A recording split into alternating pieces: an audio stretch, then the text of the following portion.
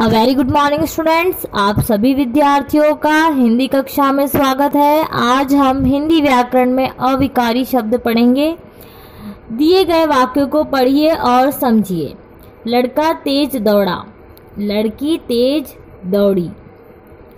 उपर्युक्त वाक्यों में तेज शब्द, जैसे कि आप देख रहे हैं वाक्य में तेज शब्द पर लिंग का कोई प्रभाव नहीं पड़ा, अतः हम तेज शब्द को अविकारी शब्द कहते हैं, अविकारी शब्द कह सकते हैं। वह जोर जोर से हंसा, वे जोर जोर से हंसे। इस वाक्य में वचन पर कोई प्रभाव नहीं पड़ा, अतः ये शब्द क्या है? अविकारी शब्द है। तो जैसा कि हमने अभी जो वाक्य पढ़ा उसमें तेज शब्द पर लिंग का कोई प्रभाव नहीं पड़ा और तेज शब्द पर वचन का कोई प्रभाव नहीं पड़ा, अतः ये अविकारी शब्द है। अविकारी शब्द कौन से हैं? तेज, जोर जोर से। ये जो शब्द है क्या है? अविकारी शब्द। अविकारी शब्द लिंग, वचन व काल आदि से परिवर्तित नहीं होते। उसमें उन शब्दों में कोई बदलाव नहीं होता है। वह धीरे धीरे बात कर रहा है, वह धीरे धीरे बात कर रही है। इसमें इस वाक्य को हमने पढ़ा, इस वाक्य में देखा आपने लिंग परिवर्तन के कारण कोई बदलाव नहीं हुआ। कर रहा है, कर रही है, यहाँ पे क्या है? लिंग है, यानी स्त्रीलिंग पुल्लिंग। ये वाक्य लिंग परिवर्तन होने के कारण भी जो धीरे धीरे शब्द है उसमें कोई बदलाव नहीं हुआ, तो इस धीरे धीरे शब्द को हम क्या कह सकते हैं? अविकारी शब्द। अतः उपर्युक्त उदाहरणों से स्पष्ट है कि वाक्यों को वचन, लिंग और काल के अनुसार बदलने पर धीरे धीरे शब्द में कोई परिवर्तन नहीं हुआ, अतः यह अविकारी शब्द है, क्योंकि वचन, लिंग और काल के कारण कोई विकार नहीं आया। अतः हम कह सकते हैं जिन शब्दों में वचन, लिंग और काल के कारण कोई परिवर्तन नहीं होता उन्हें हम अविकारी शब्द या अव्यय शब्द कहते हैं। Okay students. अविकारी शब्द के प्रकार। अविकारी शब्द के कितने प्रकार होते हैं? अविकारी शब्द के 4 प्रकार होते हैं। तो जैसा कि आप यहाँ पर देख रहे हो, अविकारी शब्द के 4 प्रकार कौन से हैं? पहला है क्रिया विशेषण, दूसरा है संबंध बोधक, तीसरा है समुच्चय बोधक, चौथा है विस्मयादि बोधक। सबसे पहले हम किसके बारे में पढ़ेंगे? अविकारी शब्द के प्रकार में जो पहला प्रकार है क्रिया विशेषण। हम पहले क्रिया विशेषण के बारे में पढ़ेंगे। जो शब्द क्रिया शब्दों की विशेषता बताते हैं उन्हें क्रिया विशेषण कहते हैं। किसे हम क्रिया विशेषण कहते हैं? जो शब्द क्रिया शब्दों की विशेषता बताते हैं उन्हें क्रिया विशेषण कहते हैं। जैसे कि हुसैन तेज भागता है, मुर्गा सुबह बोलता है। उपर्युक्त वाक्यों में तेज तथा सुबह शब्द किसी न किसी रूप में क्रिया की विशेषता बता रहे हैं। तेज शब्द हुसैन के क्रिया करने का ढंग बता रहा है, सुबह शब्द मुर्गे के बोलने का समय बता रहा है। अतः हम कह सकते हैं जो शब्द क्रिया के काल, स्थान, परिभाषा तथा रीति की विशेषता बताते हैं उन्हें क्रिया विशेषण कहते हैं। ठीक है बच्चों। क्रिया विशेषण के प्रकार। क्रिया विशेषण के कितने प्रकार होते हैं? क्रिया विशेषण के 4 प्रकार होते हैं। पहला है स्थानवाचक, दूसरा है कालवाचक, तीसरा है रीतिवाचक, चौथा है परिमाणवाचक। तो स्टूडेंट्स अभी हम किसका प्रकार पढ़ रहे हैं? अभी हम क्रिया विशेषण के प्रकार पढ़ रहे हैं। क्रिया विशेषण के भी 4 प्रकार होते हैं।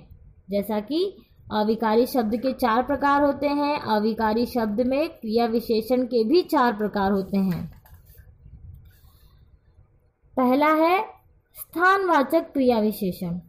स्थानवाचक का अर्थ होता है स्थान या जगह की सूचना देने वाला। उदाहरण पिताजी घर पर टीवी देख रहे हैं।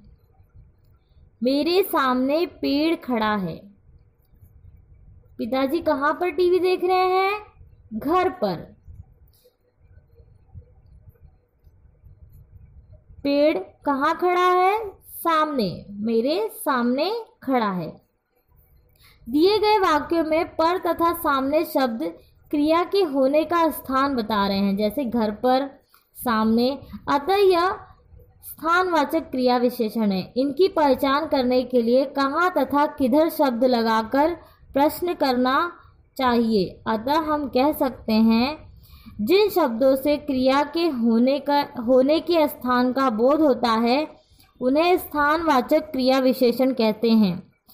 क्रिया विशेषण के शब्द, कुछ अन्य शब्द भी हम देख लेते हैं, जैसे स्थानवाचक के और कौन कौन से शब्द हैं? ऊपर, नीचे, इधर, उधर, दूर, पास, बाहर, पीछे आदि। ये क्या है? स्थानवाचक क्रिया विशेषण शब्द है। Okay students, now come on next point. Second point, कालवाचक क्रिया विशेषण। कालवाचक का अर्थ होता है काल, समय की सूचना। जैसे हम कोई कार्य करते हैं तो हमें पता चलता है ना, हम कब, कौन से समय में कब कर रहे हैं। उदाहरण, वह हमेशा पढ़ती रहती है। नेताजी कल हमारे घर आएंगे। वह क्या है? हमेशा। वह हमेशा पढ़ती रहती है। नेताजी कब हमारे घर आएंगे? नेताजी कल हमारे घर आएंगे। चित्र की, जैसे कि आप उदाहरण देख रहे हैं, हमेशा तथा कल शब्द कार्य के होने का समय बता रहा है, जो कि हमेशा पढ़ती रहती है, कल आएंगे।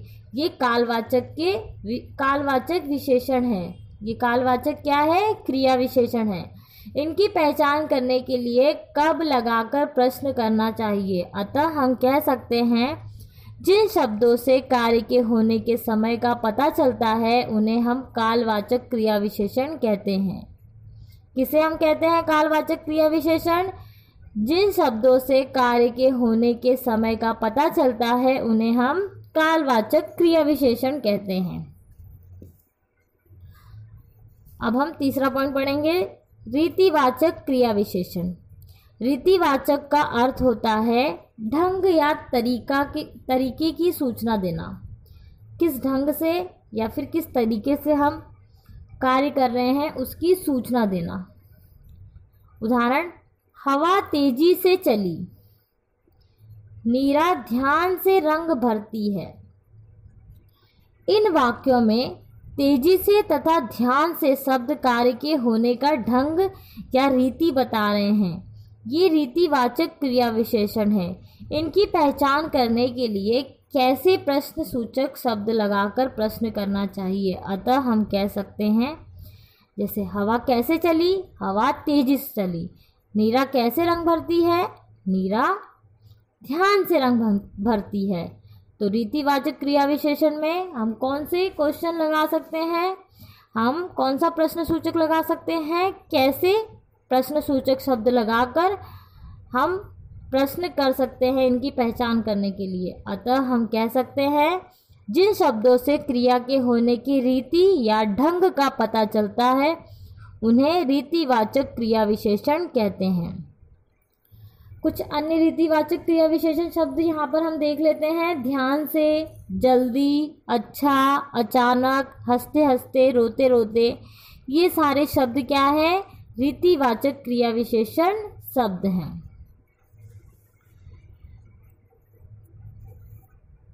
फोर्थ पॉइंट पर आ जाते हैं हम, परिमाणवाचक क्रिया विशेषण। परिमाणवाचक का अर्थ होता है माप तौल की सूचना देने वाला। जो शब्द माप तौल की सूचना देता है उस शब्द को हम परिमाणवाचक क्रिया विशेषण कहते हैं। उदाहरण, गर्मी में हम खूब पानी पीते हैं। कितना पानी पीते हैं? खूब पानी पीते हैं। रवि को क्रोध बहुत आता है। कितना आता है? बहुत। क्या आता है? क्रोध। उपर्युक्त वाक्यों में खूब तथा बहुत शब्द क्रिया की मात्रा नाप तोल के बारे में बता रहे हैं। ये परिमाणवाचक क्रिया विशेषण हैं। इनकी पहचान करने के लिए कितना प्रश्न सूचक शब्द लगाकर प्रश्न करना चाहिए। इस परिमाणवाचक क्रिया विशेषण का पता लगाने के लिए हम कौन से प्रश्न सूचक शब्द लगा सकते हैं? हम कितना प्रश्न सूचक शब्द लगाकर इस क्रिया विशेषण परिमाणवाचक क्रिया विशेषण का पता लगा सकते हैं, इसकी पहचान कर सकते हैं। अतः हम कह सकते हैं जिन शब्दों से क्रिया की मात्रा या नापतोल का बोध होता है उन्हें हम परिमाणवाचक क्रिया विशेषण कहते हैं। तो स्टूडेंट्स, अभी हमने क्या पढ़ा? अभी हमने अविकारी शब्द पढ़े। अविकारी शब्द के 4 प्रकार होते हैं। 4 प्रकार में से अभी हमने सिर्फ क्रिया विशेषण पढ़ा। क्रिया विशेषण के भी 4 प्रकार होते हैं। क्रिया विशेषण के 4 प्रकार कौन से हैं? स्थानवाचक क्रिया विशेषण, कालवाचक क्रिया विशेषण, रीतिवाचक क्रिया विशेषण, परिमाणवाचक क्रिया विशेषण।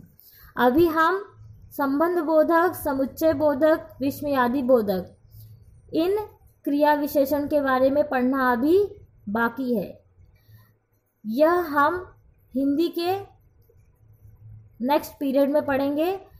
Okay students. तो स्टूडेंट्स, अभी हमने जो पढ़ा उसी के आधार पर आपको असाइनमेंट दिया जाएगा, जिसे पूर्ण करके आपको कल शाम 5 बजे से पहले